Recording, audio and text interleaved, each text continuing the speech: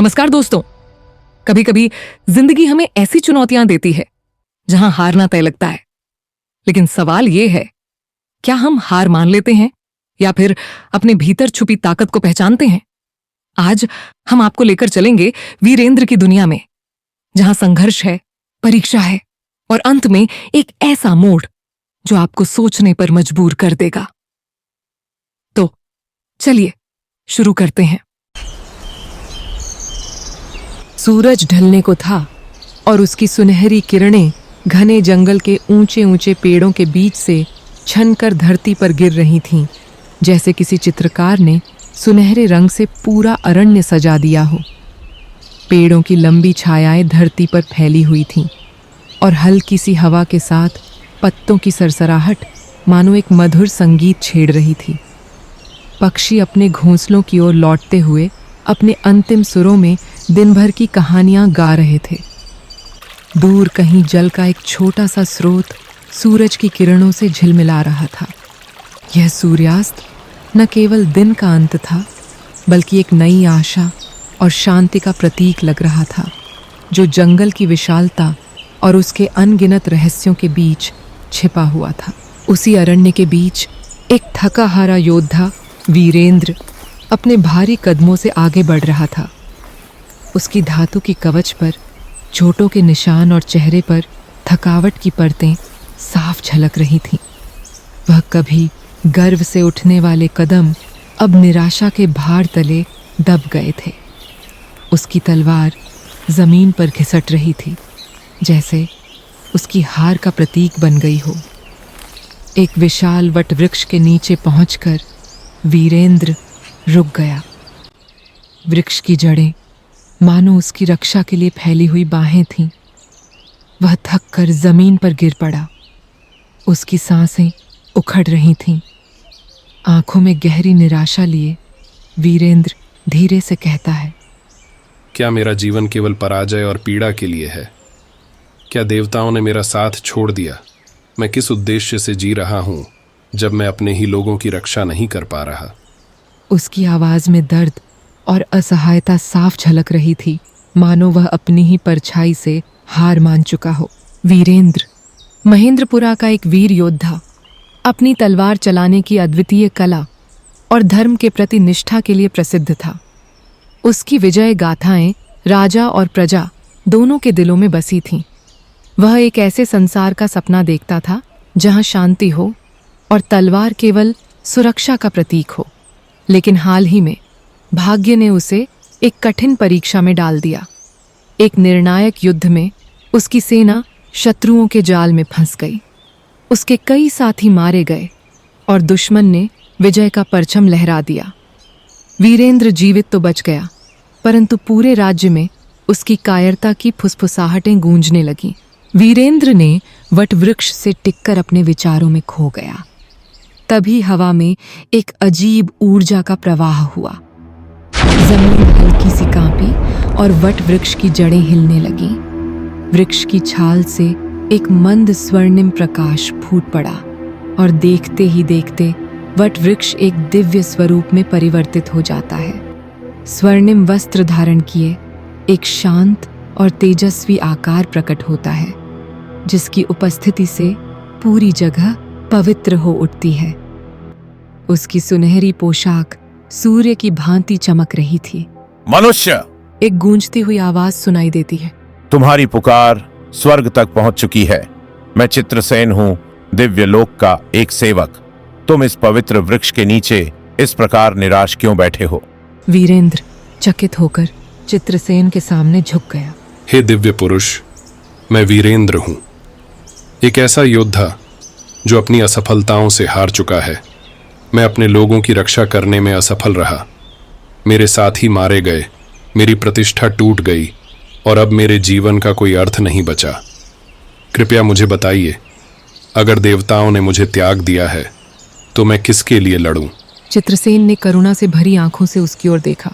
तुम अपने उद्देश्य को दूसरों पर निर्भर मानते हो, लेकिन सच्चा उद्देश्य तुम्हारे भीतर छिपा है, जो तुम्हें स्वयं खोजना होगा। इसे समझने के लिए तुम्हें 3 परीक्षाएं देनी होंगी। क्या तुम तैयार हो? वीरेंद्र उत्तर की खोज में बेताब होकर बोला, मैं अपना मार्ग खोजने के लिए कुछ भी करने को तैयार हूं। पहली परीक्षा। चित्रसेन के एक संकेत पर वीरेंद्र खुद को एक युद्ध भूमि में पाता है। यह वह स्थान नहीं था जहां हाल ही में उसकी हार हुई थी, बल्कि यह एक पुरानी विजय का दृश्य था। वीरेंद्र ने देखा जैसे वह स्वयं अपने सैनिकों का नेतृत्व कर रहा हो, अपनी तलवारों से दुश्मन पर प्रहार करते हुए।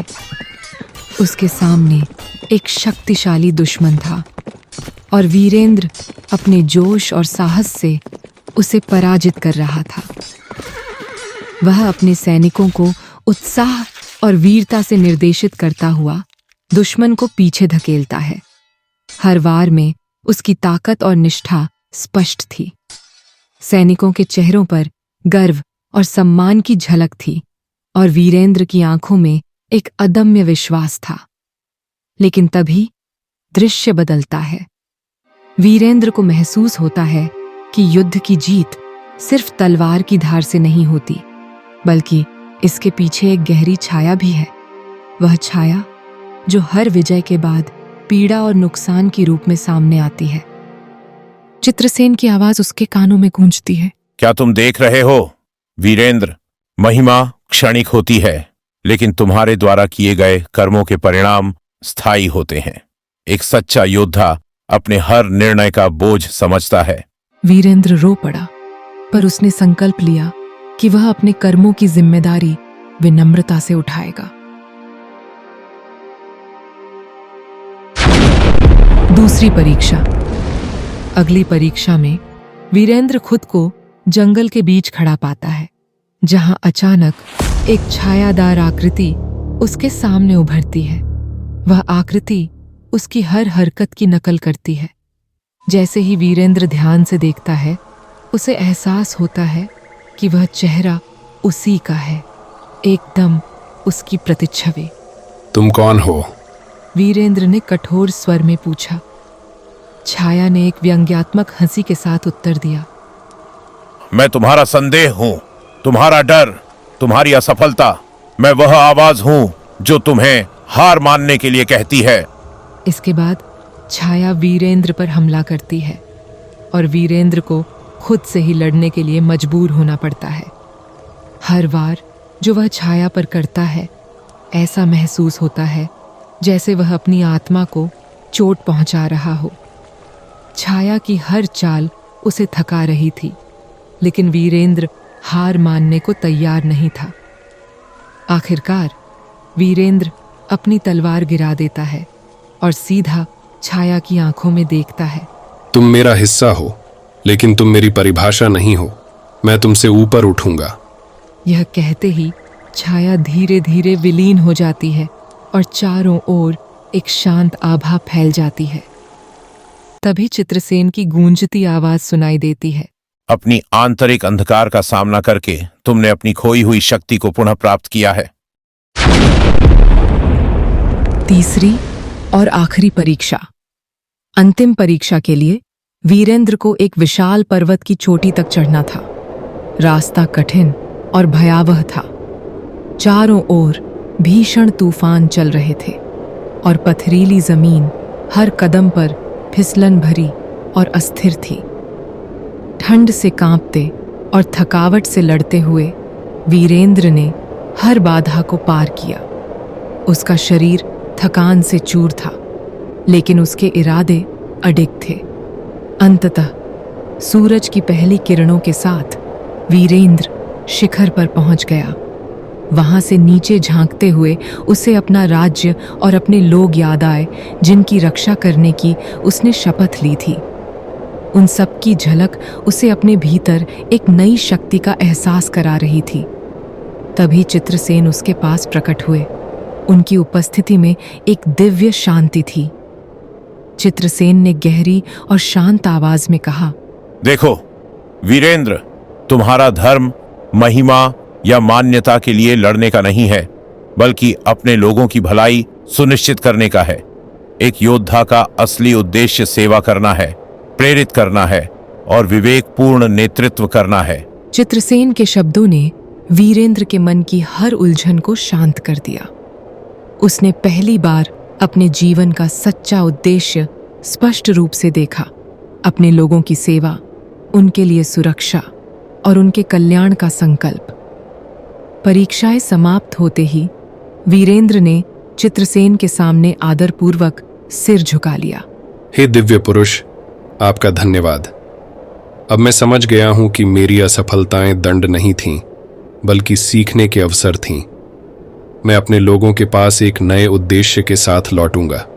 चित्रसेन ने मुस्कुराते हुए कहा, स्मरण रखना, देवता केवल उन्हीं की परीक्षा लेते हैं जिन्हें वे महानता के योग्य मानते हैं।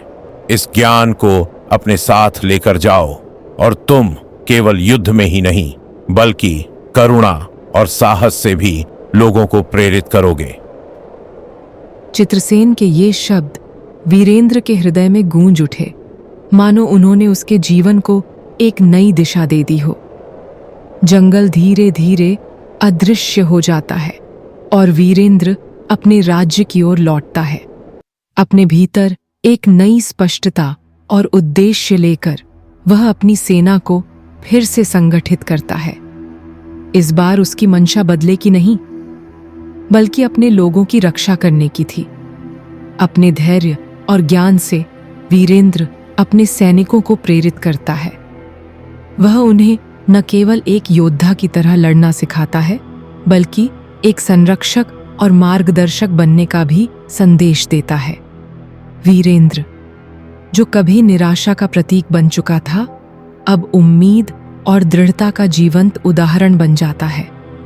उसका नाम, जो कभी हार और पीड़ा से जुड़ा था, अब एक ऐसी गाथा बन गया जो संघर्ष, साहस और उद्देश्य का प्रतीक है। वीरेंद्र का जीवन एक प्रेरणा बन गया, अपने कर्तव्य के प्रति समर्पण और करुणा का संदेश देने वाली एक अमर कथा है। तो दोस्तों, यही थी वीरेंद्र की कहानी। एक ऐसी कहानी जो हमें सिखाती है कि चुनौतियां चाहे कितनी भी बड़ी क्यों ना हो, हम अपनी ताकत और संकल्प से उन्हें पार कर सकते हैं। जिंदगी में मुश्किलें हमें तोड़ने नहीं, बल्कि और मजबूत बनाने आती हैं। वीरेंद्र की तरह अगर हम अपने डर और कमजोरियों का सामना करें, तो हम वो भी हासिल कर सकते हैं जो असंभव लगता है। आशा है कि आपको यह कहानी पसंद आई होगी। हम फिर मिलेंगे एक नई कहानी के साथ। धन्यवाद।